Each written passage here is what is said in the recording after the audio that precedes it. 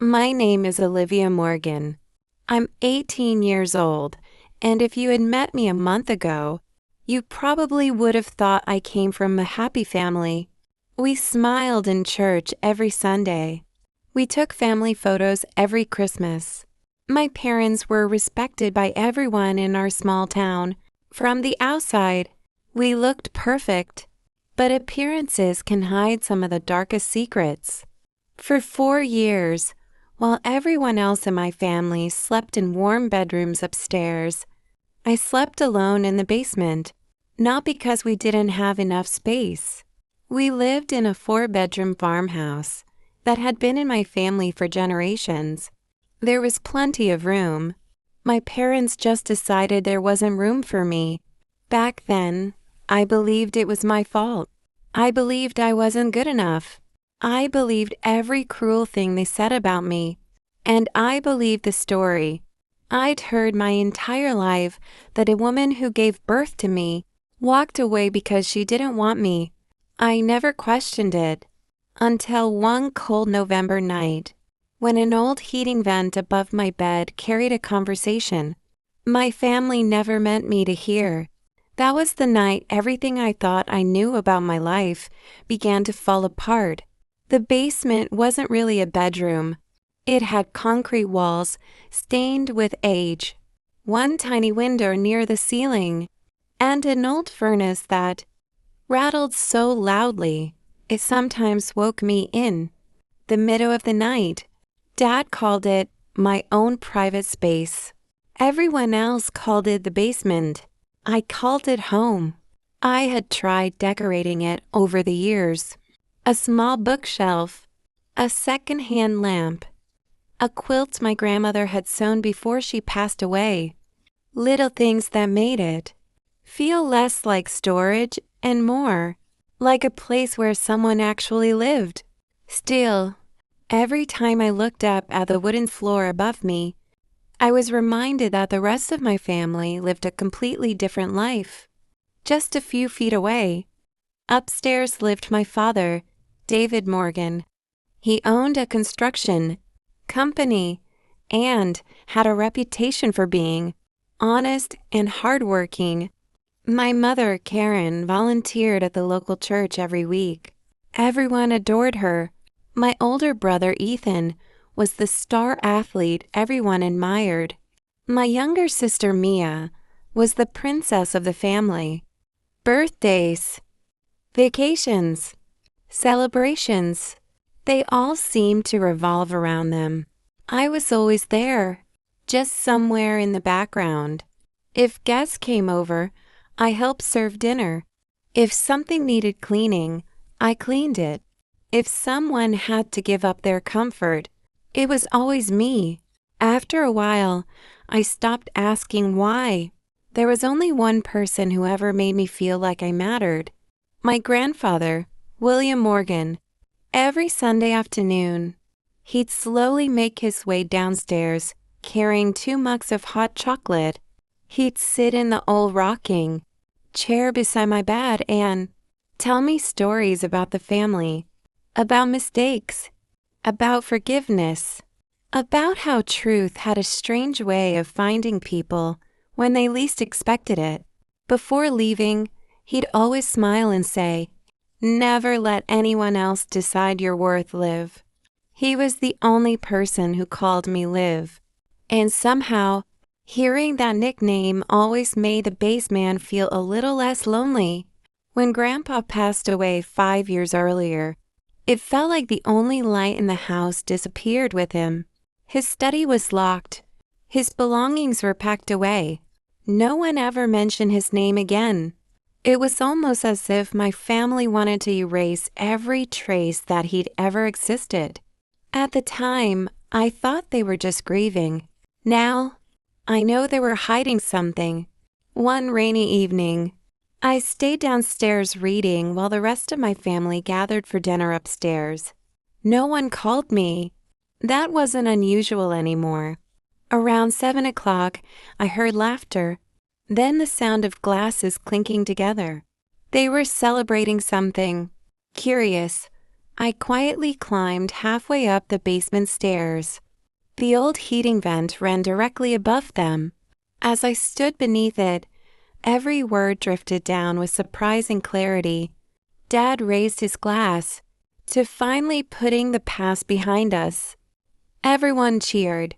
A few seconds later, Ethan asked quietly, "What if Olivia ever finds out?" The room felt completely silent.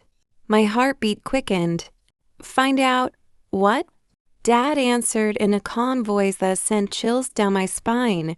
"She won't. The basement keeps more than old furniture. It keeps our secrets." A few nervous laughs followed. No one argued with him.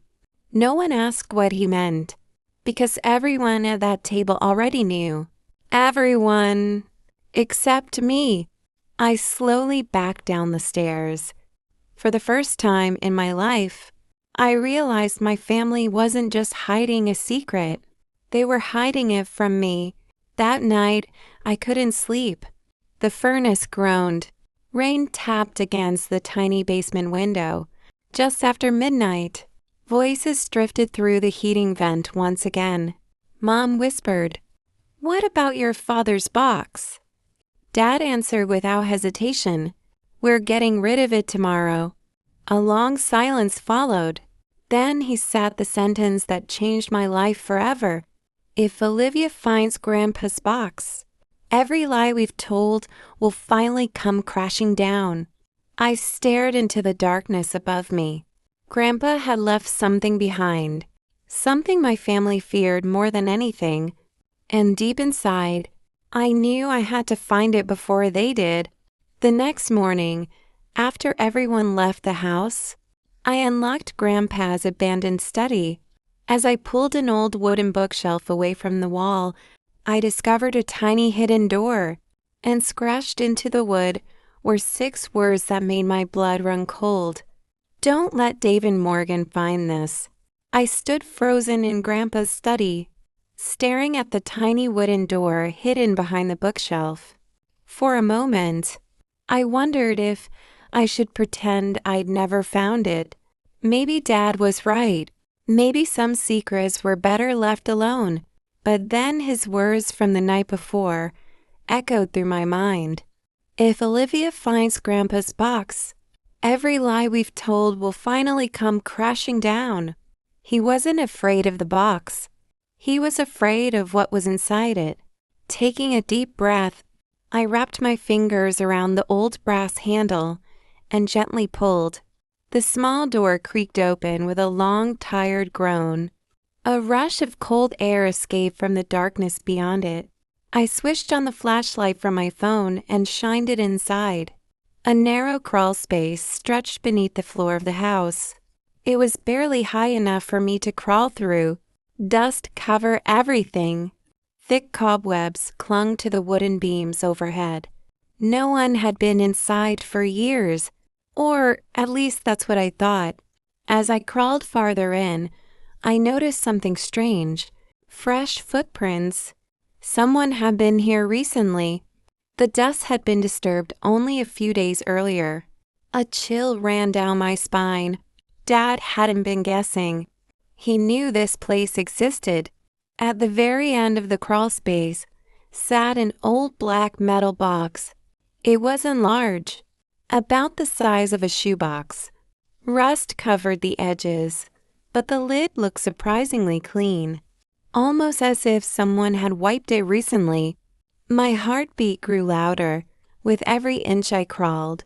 When I finally reached it, I noticed 6 words carved into the top. "Don't let David Morgan find this." Beneath the words, Grandpa's initials. There was no doubt. He had left this for someone else to discover. Maybe for me. The latch wasn't locked. It clicked open with almost no effort. Inside were only 3 things: a faded family photograph, a bundle of letters tied together with blue ribbon, and an old cassette tape with a handwritten label. "Play only when you're ready for the truth." I stared at those words for several seconds. Ready for the truth? What truth? I picked up the photograph first. At first glance, it looked ordinary. Grandpa stood in the middle. Dad and Mom smiled beside him. Ethan and Mia looked much younger. I was standing near Grandpa, holding his hand. But something felt wrong. Very wrong. Someone had been cut out of the picture, not torn by accident, carefully removed with scissors. Only part of a woman's shoulder remained. Whoever she was, someone wanted everyone to forget she had ever been there. Before I could examine it further, a loud engine rumbled outside. Dad's truck. My heart nearly stopped. He wasn't supposed to be home until evening. I shoved everything back into the box except the photograph, slipped it into my sweater, closed the lid, and crawled out as fast as I could. I barely managed to slide the bookshelf back into place before the front door slammed shut. "Liv?" Dad's voice echoed through the hallway. "You home?" I forced myself to breathe normally. "I'm upstairs." He walked into Grandpa's study and looked around. "What are you doing in here?" "I was just dusting." He studied my face for what felt like forever. Then his eyes drifted toward the bookshelf. For one terrifying second, I thought he knew. Instead, he smiled. "Nothing important in this room. Let's keep it that way." Then he walked away. Only after I heard his bedroom door close that I realized my hands were trembling. That night, I locked my basement door. I laid the old photograph on my bed beneath the lamp. The missing woman's shoulder was all that remained. Then I turned the picture over. On the back, written in faded blue ink, were 4 simple words. "Summer of our miracle." No names. No date, just those words. I couldn't stop staring at them. Why remove only one person? Why leave everyone else? The answer had to be in the letters. I untied the blue ribbon and carefully opened the first envelope. The handwriting wasn't Grandpa's. It belonged to my father. The letter began, "Dad, I don't know how much longer I can keep lying to her. Every time she smiles at me, I feel like I've stolen something that never belonged to me." I stopped breathing. The room suddenly felt smaller. What had he stolen? And why was he confessing it to Grandpa instead of the police? Before I could read the next page, the heating vent above my bed carried another conversation. Mom whispered, "Did you notice?" Dad answered immediately. "Notice what?" "The bookshelf. It moved." Every hair on my arm stood up. Then came the sentence that made my blood run cold. Dad's voice dropped to a whisper. "I think she's already found the door." I quickly hid the letters beneath my mattress. Then, for the first time in my life, I heard footsteps coming down the basement stairs. They stopped right outside my door. A slow knock echoed through the room, and Dad quietly said, "Liv, we need to talk about your grandfather." For a few long seconds, neither of us said a word. Dad stood in the doorway of my basement bedroom while I tried to steady my breathing. His eyes slowly scanned the room, the bookshelf, my desk, the old furnace. Then they stopped on my bed. I prayed he wouldn't notice the slight bump. Beneath my mattress were hidden Grandpa's letters. He smiled, but it wasn't the warm smile I remembered from childhood. It looked forced, almost rehearsed. I thought we could talk. I nodded without saying anything. He stepped inside and placed a mug of hot chocolate on the little wooden table beside my bed. The familiar smell instantly reminded me of Grandpa. For years, Grandpa had brought me hot chocolate every Sunday afternoon. After he died, no one ever had. Until now. Dad noticed me staring at the mug. "I figure you might like this." "Thanks." The word felt strange coming out of my mouth. He pulled Grandpa's old rocking chair closer and sat down.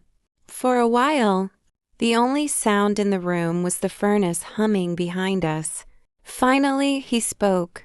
"You've always wondered why you sleep down here." I looked up. I stopped asking a long time ago. Pain flickered across his face. "I know. I should have done things differently." Differently? I couldn't stop myself. "You mean like giving me an actual bedroom?" He lowered his eyes. "I thought I was protecting you." I almost laughed. "From what?" He opened his mouth, then closed it again. For several seconds, he searched for words that never came. Instead, he quietly stood. "I wish your grandfather hadn't left so many questions behind." My heart skipped. He wasn't talking about the basement anymore. He was talking about Grandpa, about the hidden box, about the secret. Before leaving, he rested his hand on the doorknob. "If you ever find something that doesn't make sense, come to me first." Then he walked upstairs. The basement door clicked shut. I waited. 1 minute. 2 minutes. 5. Only when I was certain he was gone did I lock my bedroom door. My hands trembled as I reached beneath the mattress and pulled out Grandpa's letters. But something else caught my attention. The cassette tape. Asterisk. Play only when you're ready for the truth. Asterisk. I picked up Grandpa's old tape recorder from the shelf. It looked ancient. Dust covered every corner. I honestly didn't expect it to work. After searching through an old drawer, I found 2 batteries. I slipped them inside. The machine crackled. A tiny red light blinked on. I slid the cassette into place. For a moment, nothing happened. Then, a familiar voice filled the room. "Grandpa, if you're listening to this, it means I wasn't able to tell you the truth myself." Tears instantly filled my eyes. Hearing his voice again felt impossible. It was like he was sitting beside me. "I know you're scared. I know you're confused. But before you judge anyone, you need to hear everything." I leaned closer. Every word mattered. "You've been told your entire life that your mother abandoned you." He paused. A long, heartbreaking pause. "That isn't true." My breathing stopped. "The woman who raised you loves you with all her heart. But she isn't the woman who gave birth to you." The room suddenly felt ice cold. I couldn't move. I couldn't think. Grandpa continued. "Your biological mother never left willingly. She fought harder than anyone I've ever known. She loved you from the moment she held you." I felt tears running down my cheeks. Who was she? Why had no one ever told me? Then Grandpa said the name that changed everything. Her name was Sarah. Sarah, the same missing woman from the family photograph. The woman someone had carefully erased from our family's history. Grandpa's voice became softer. "If you ever find this recording, you'll probably be angry with her father. But listen to me carefully. David wasn't the first person to lie. He was simply the last one." I frowned.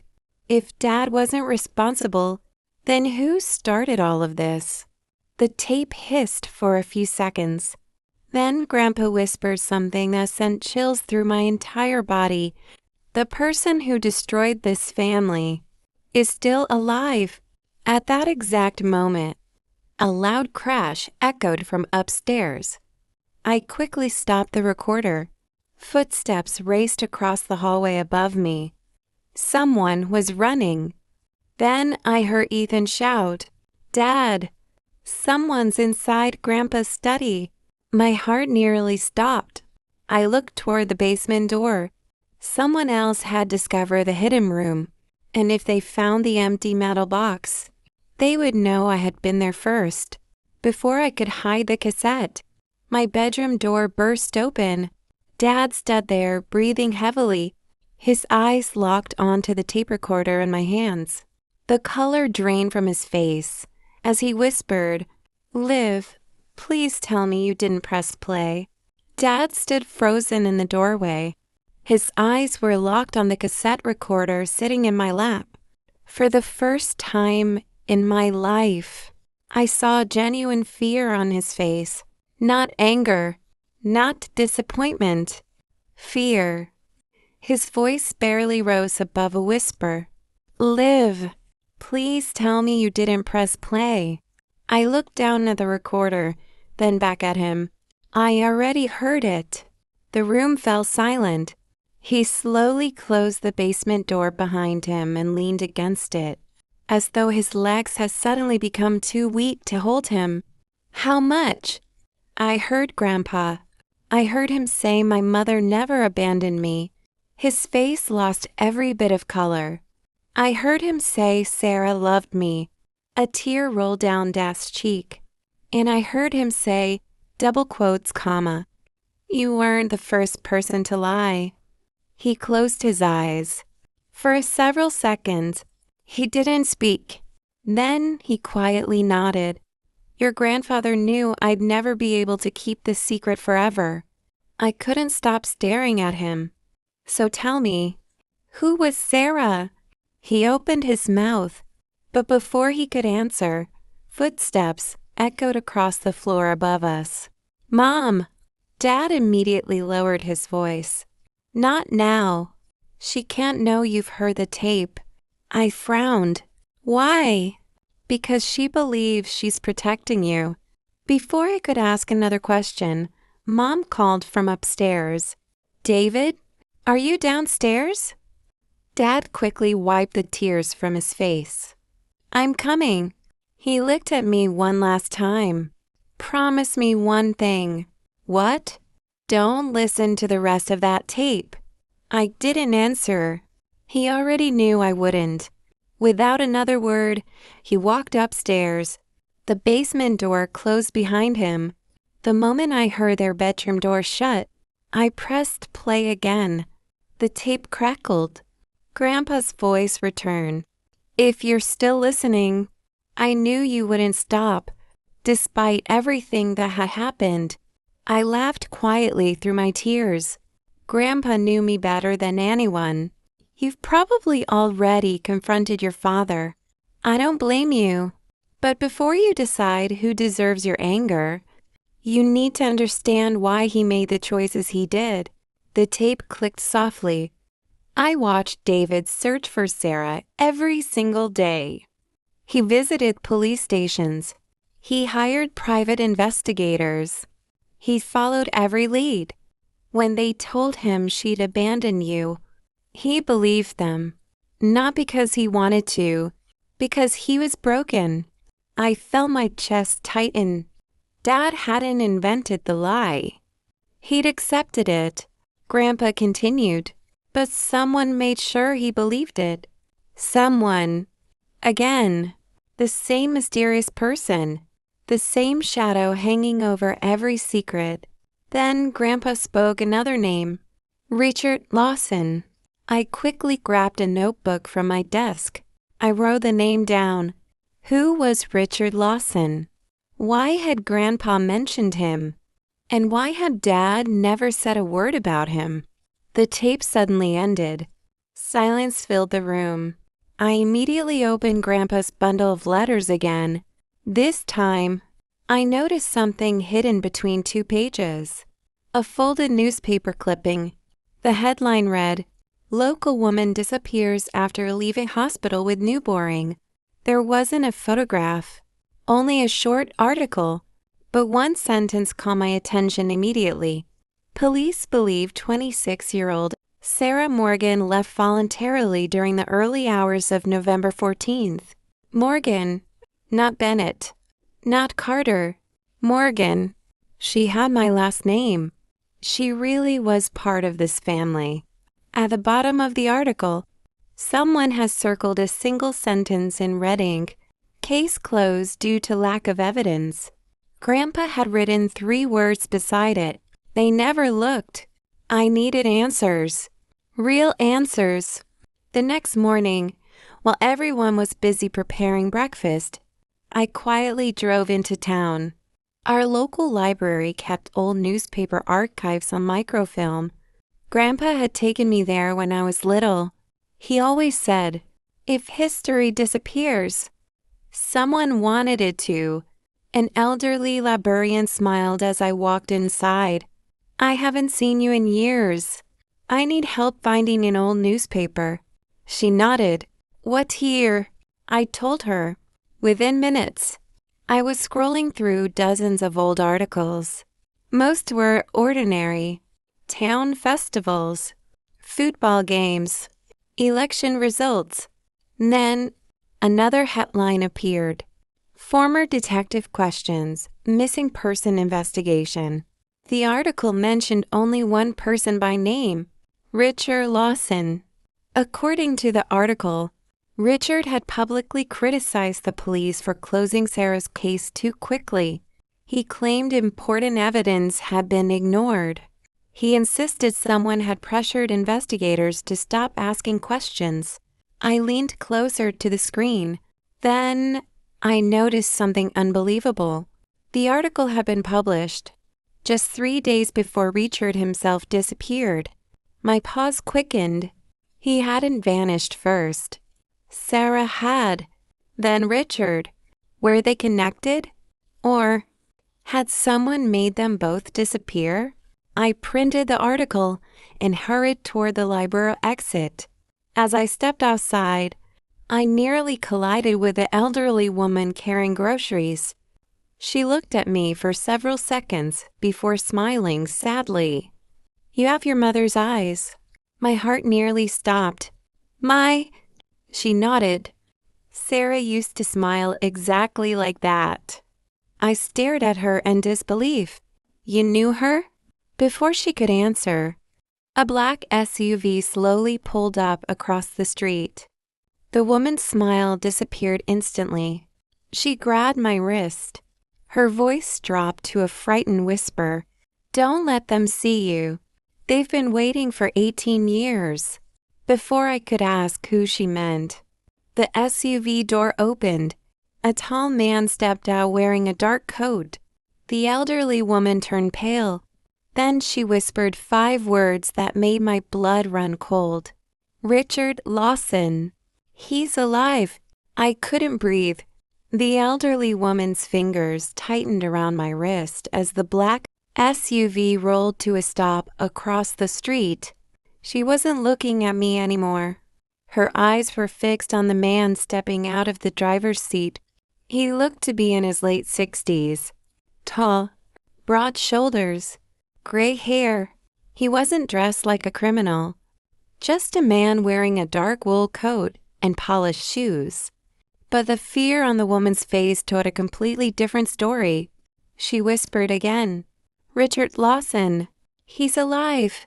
Every question that had been racing through my mind suddenly collided at once. Grandpa mentioned Richard.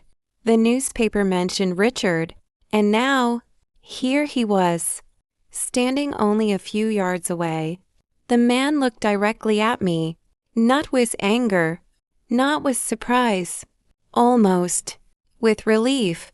For several long seconds, neither of us moved. Then he slowly raised one hand. "Oh."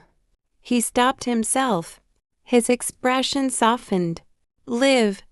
How did he know Grandpa's nickname for me? I instinctively stepped backward. The elderly woman pulled me behind her. "Don't talk to him," Reacher sighed. "I've spent 18 years trying to explain myself. No one ever lets me." His voice sounded tired, not threatening, just exhausted. Before anyone could say another word, Dad's pickup truck screeched into the library parking lot. He jumped out before the engine had even stopped. His eyes darted between me, the elderly woman, and Richard. His entire body went rigid. "You." Richard nodded slowly. "It's been a long time, David." Dad's fists clenched. You've got some nerve showing your face. I came because she deserves the truth. Dad stepped between us. You've done enough. Richard looked past him and met my eyes. I never hurt your mother. Dad shouted. Stop! People walking past the library turned to stare. Neither man seemed to notice. I spent years believing you kidnapped. Sarah, Dad said through gritted teeth. Richard lowered his head. I know. I let everyone believe it. Why? Because the real people responsible were watching. Dad laughed bitterly. You expect me to believe that? Richard reached into his coat pocket. Slowly, carefully, he removed a thick brown envelope. I expected you'd say that. He held it toward Dad. I've been carrying this for 18 years. Dad refused to take it. I reached for it instead. Inside were dozens of documents, hospital records, police reports, letters, and, a photograph. It showed a young woman smiling while holding a newborn baby. The baby wore a tiny knitted hat. The woman looked exhausted, but unbelievably happy. Written across the bottom in blue ink were the words, My beautiful Olivia. November 13th. Tears blurred my vision. I'd never seen a picture of myself as a baby, and somehow, I instantly knew. The woman holding me was Sarah. Reacher quietly spoke. That picture was taken less than 12 hours before she disappeared. I looked at him. What happened? He closed his eyes. She discovered evidence proving someone inside the county sheriff's office had accepted money to close old land fraud investigations, the same fraud your grandfather had started uncovering. She planned to expose everyone, so they came after her. I frowned.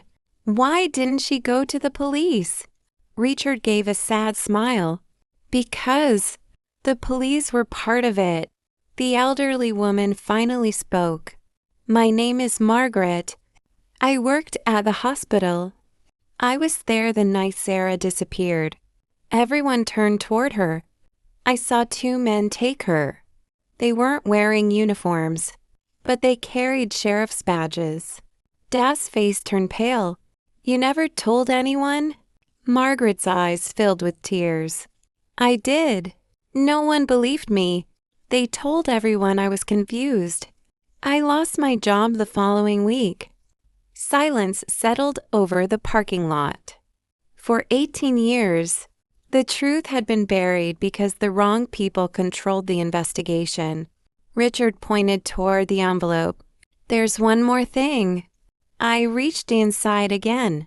At the very bottom was a small brass key. Attached to it was a faded paper tag. It read, Storage Unit, Lambaisha Sit.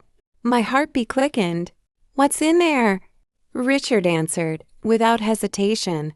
Everything Sarah collected. The original document. The journals. The recordings. The evidence that proves she never abandoned you. Dad stared at the key, as if it were a ghost. You've had this all these years? Richard nodded. I promised Sarah I'd only give it to one person. He looked directly at me. You. Just then, a loud engine roared from the far end of the parking lot. A second black SUV sped toward us, much faster than the first one. Richard's expression changed instantly. They found us. Before anyone could react, the SUV slammed on its brakes. 3 men jumped out wearing dark jackets. One of them shouted, Get the key. Everything happened at once. Richard shoved the brass key into my hand.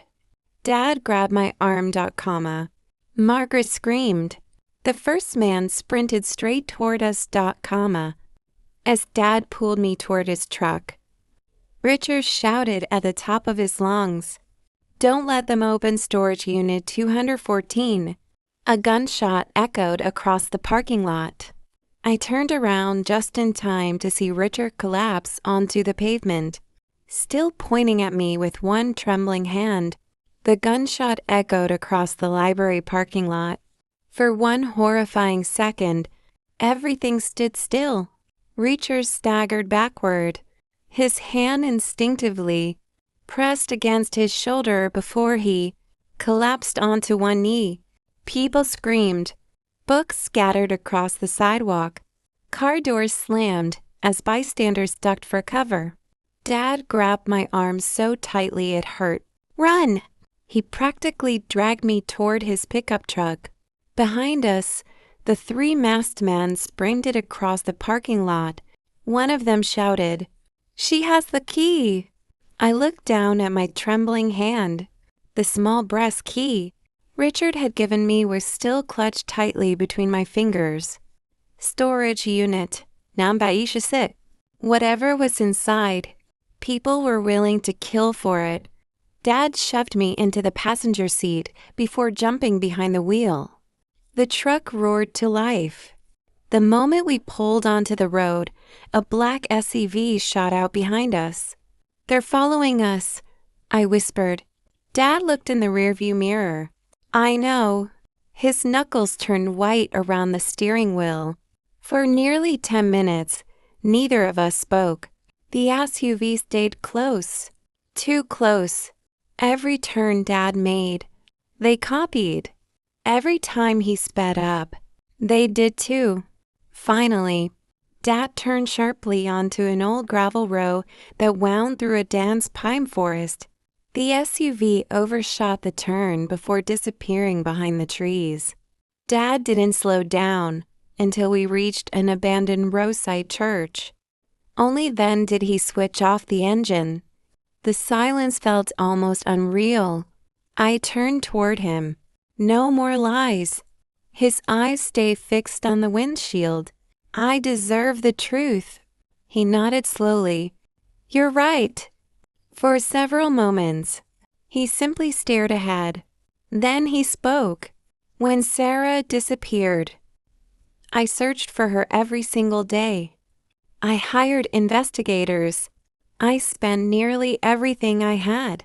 I refused to believe she'd abandoned you." His voice cracked.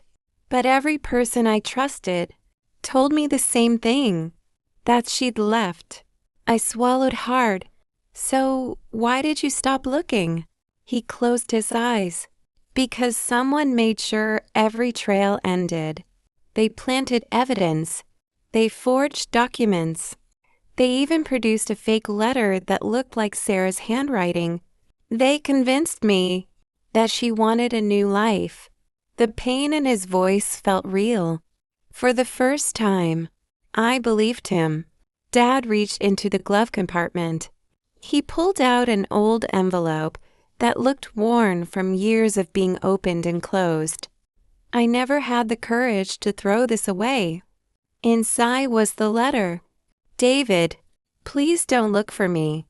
Olivia deserves a better life than I can give her. Forget me."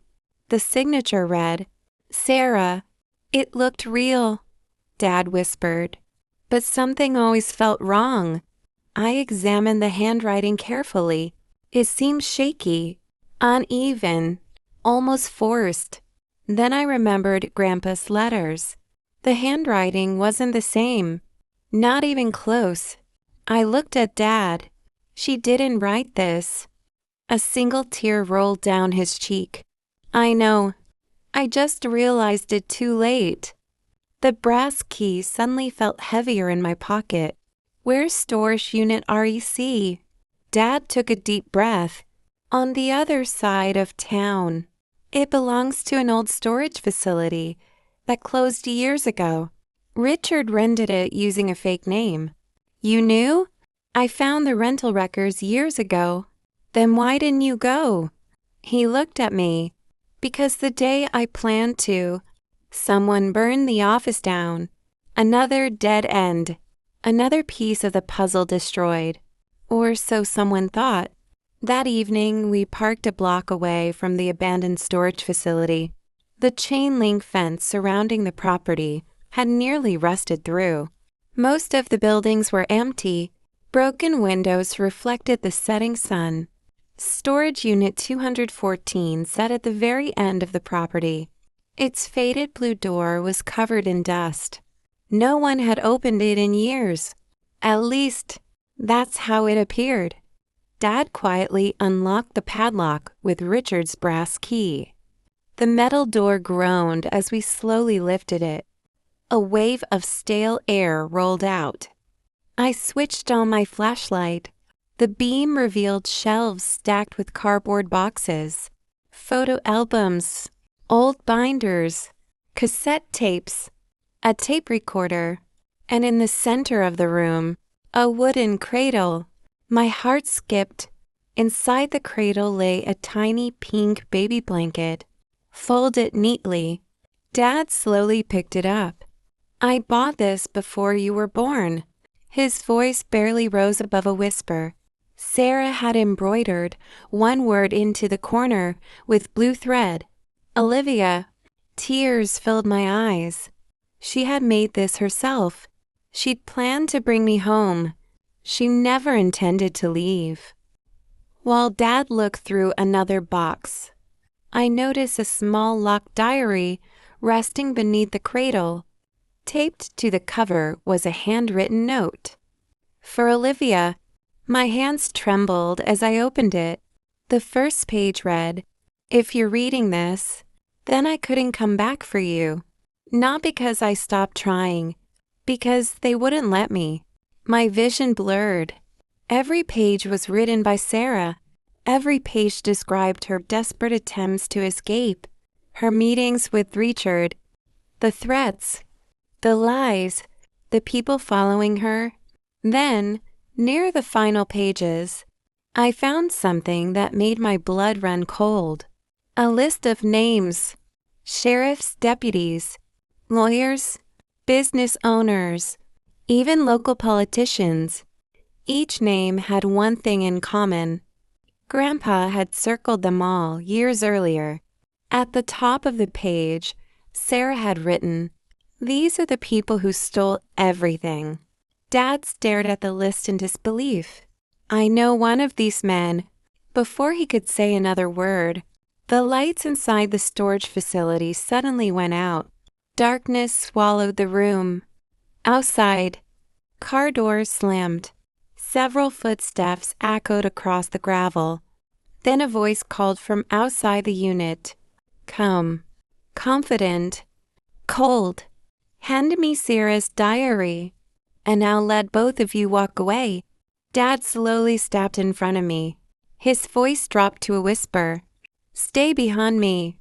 Then, a flashlight beam swept across the entrance, and I recognized the man standing there. It wasn't a stranger. It was our county sheriff. The sheriff stood in the doorway of Storage Unit 214. His flashlight swept across the room until it landed on the diary in my hands. The beam never moved. His voice was calm, almost friendly. "Hand me Sarah's diary, and now let both of you walk away." Dad slowly stepped in front of me. His shoulders were tense. "I trusted you." The sheriff smiled faintly. "You trusted the badge, not the man wearing it." The three men behind him spread out, blocking every exit. There was nowhere to run, nowhere to hide. The sheriff took another step inside. "For 18 years, I've cleaned up every mistake this family made. It's time to finish the last one." My heart pounded. "You framed my mother." He looked at me without a hint of guilt. "No, your mother framed herself. She simply refused to stay quiet." Dad clenched his fists. "Sarah uncovered the land fraud." The sheriff nodded. "She was smarter than we expected. She found the original property deeds. She discovered the fake signatures. And then," he looked directly at me, "she started asking questions that powerful people couldn't afford to answer." I held Sarah's diary tighter. So, you kidnapped her? He sighed. Nothing is ever that simple. We offered her a choice. Disappear, or watch your family disappear with you. Tears filled my eyes. So she left to protect me. The sheriff didn't answer. He didn't have to. For the first time, everything made sense. Dad slowly reached into one of the storage boxes. The sheriff immediately raised his pistol. I wouldn't. Dad ignored him. Instead of pulling out a weapon, he lifted an old cassette recorder. I think you've forgotten something. The sheriff frowned. What? Dad pressed a button. A familiar voice echoed through the storage unit. Grandpa, if anyone is listening besides Olivia, then you're probably one of the people responsible. The sheriff's confident smile disappeared. Grandpa continued. I've made copies of every document, every recording, every confession. If anything happens to my granddaughter, those copies will be delivered to the state attorney's office and every major newspaper in the state. The sheriff's face turned pale. He whispered, Impossible. Dad smiled for the first time in years. No, you underestimated my father. One of the masked men suddenly lunged toward me. He grabbed the diary. I refused to let go. The diary slipped from my hands. Its pages scattered across the concrete floor. Photographs, letters, legal documents. Everything flew into the air. One page landed directly at the sheriff's feet. He looked down. His own signature stared back at him. It was a payment record, $20,000. Received the week Sarah disappeared. His expression changed instantly. He knew it was over. The distant sound of sirens echoed across the property. Not one patrol car. Several. The sheriff looked toward the entrance. You called them? Dad shook his head. I didn't. A familiar voice answered from outside. I did. Richard Lawson slowly walked into the storage unit. His shoulder was heavily bandaged from the gunshot, but he was alive. Behind him stood detectives from the state police, not local officers, state investigators. Reacher smiled weakly. I learned a long time ago, never trust corrupt people to investigate themselves. The detectives entered with weapons drawn. County Sheriff Daniel Hayes. You are under arrest. The sheriff looked around desperately. No one moved to help him. Even the three masked men slowly dropped their weapons. The lies had finally run out.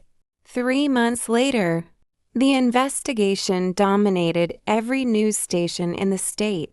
The land fraud stretched back nearly 40 years. Several businessmen, 2 former deputies, a county judge, and the sheriff himself were convicted for conspiracy, fraud, bribery, and obstruction of justice. The Morgan family's land was returned to the descendants of the family it had been stolen from decades earlier. Dad insisted on personally apologizing. It doesn't erase what happened, he told them, but it's the only honest place to begin. One warm spring afternoon, Richard drove me to a quiet rehabilitation center several hours away. He stopped outside a small garden. I've waited 18 years for this. My hands shook. A woman stood among the flowers. Her dark hair now carried streaks of gray. Time had left lines across her face. But the smile, it was the same smile from the photograph inside Grandpa's box. She turned. Our eyes met. For a long moment, neither of us spoke. Then tears filled her eyes. She whispered my name.